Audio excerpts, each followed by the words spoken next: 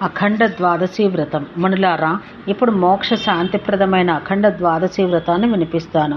మార్గశిర శుద్ధ ద్వాదశి నాడు ఆవు పాలు పెరుగులు మాత్రమే భోజనంగా స్వీకరించి జగన్నాథుడైన విష్ణువును పూజించాలి. 4 నెలల పాటు అనగా పాల్గొన మాసం దాకా ఇలా ప్రతి ద్వాదశి నాడు చేసి చివర 5 రకాల ధాన్యాలు 5 పాత్రల్లో నింపి బ్రాహ్మణునికి దానం చేసి విష్ణు భగవాన్ని ఈ విధంగా ప్రార్థించాలి.